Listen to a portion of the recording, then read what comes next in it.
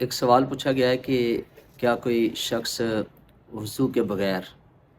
وہ قرآن پاک کی تلاوت کر سکتا ہے کہ نہیں، اور جب وہ رات کو سونے کے لیے بستر پر جاتا ہے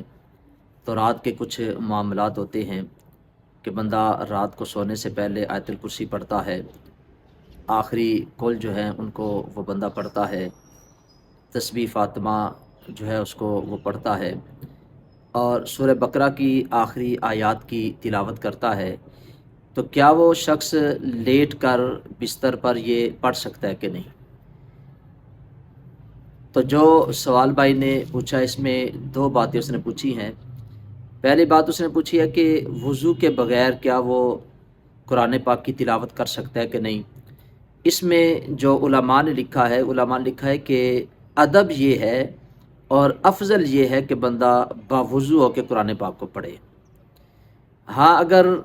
وہ وضو کے بغیر بھی ہے تو قرآن پاک کو وہ پڑھ سکتا ہے، لیکن افضل یہ ہے کہ وضو کے ساتھ قرآن پاک کو پڑھا جائے، یعنی رات کے وقت بندہ آیت الکرسی کی تلاوت کرتا ہے، وہ چاروں کل پڑھتا ہے یا تسبیح فاطمہ پڑھتا ہے، اذکار کرتا ہے، تو بہتر اور افضل جو علماء نے لکھا وہ یہی ہے کہ وہ باوضو ہو کر پڑھے۔ ہاں اگر وہ وضو کے بغیر ہے، بستر پر وہ لیٹا ہوا ہے،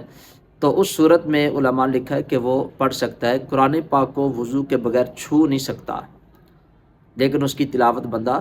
کر سکتا ہے۔ اور دوسرا پوچھا گیا ہے کہ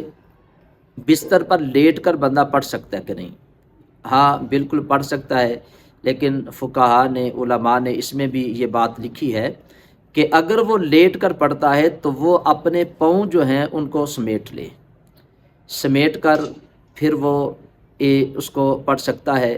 اور ادب اس میں بھی یہی ہے کہ بندہ باوضو ہو، قبلے کی طرف منہ کر کے بیٹھے اور بیٹھ کر تلاوت کرے۔ ہاں اگر وہ لیٹ کر بھی کرتا ہے تو صورت میں بھی تلاوت ہو جاتی ہے، اور اس میں ہمیں کوشش بھی کرنی چاہیے کہ ہم اپنے معاملات جو ہیں ان کو بہتر کریں۔ رات کو سونے سے پہلے جب ہم اپنے بستر پر جاتے ہیں تو بجائے اس موبائل فون کو پکڑنے کے، کیونکہ بدقسمتی سے یہ ہوتا ہے کہ ہم جب بستر پہ جاتے ہیں تو ہم موبائل پکڑ لیتے ہیں اور اس کے اوپر جو ہے وہ فیس بک وغیرہ، واٹس ایپ وغیرہ جو ہے اس کو استعمال کرتے رہتے ہیں، اور اسی طرح اس کو چلاتے چلاتے ہم سو جاتے ہیں، اور یہ ایک بڑا ہی غلط عمل ہے۔ ہمیں چاہیے کہ ہم جب اپنے بستر پہ جاتے ہیں تو ہم اللہ کا ذکر کرتے ہوئے، تلاوت قرآن پاک کرتے ہوئے، اور پھر سورہ بقرہ کی جو آخری دو آیات ہیں جن کے متعلق حضرت عمر فاروق رضی اللہ تعالی عنہ اور حضرت علی پاک کا یہ قول مبارک ہے، فرماتے ہیں کہ جو بندہ سورہ بقرہ کی آخری آیات جو ہے دو آیات ان کو نہیں پڑھتا تو وہ بڑا بیوقوف شخص ہے۔ تو ہمیں چاہیے کہ ہم ان اذکار کو کیا کریں اور اپنے معاملات کے اندر ان کو شامل کریں۔ رات کو سوتے وقت جب ہم بستر کے اوپر چلے جاتے ہیں تو ان چیزوں کی تلاوت کریں، اور نبی پاک صلی اللہ علیہ وسلم کی سنت مبارکہ بھی یہی تھی کہ جب آپ اپنے بستر پر جاتے تو قرآن پاک کے جو آخری تین کل ہیں ان کی نبی پاک صلی اللہ علیہ وسلم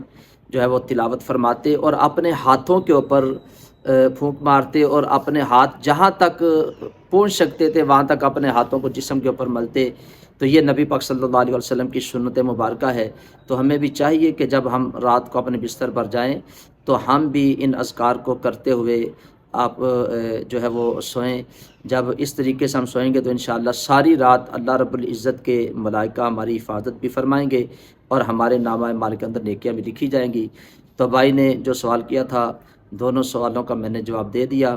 وضو کے بغیر قرآن پاک آپ پڑھ سکتے ہیں، لیکن وضو کے ساتھ پڑھیں تو افضل اور بہتر یہی ہے۔ اور لیٹ کر بھی جب آپ نے تلاوت کرنی ہے تو اپنے پاؤں جو ہے ان کو سمیٹ لیں، اور اس صورت میں علماء نے لکھا ہے کہ آپ تلاوت کر سکتے ہیں۔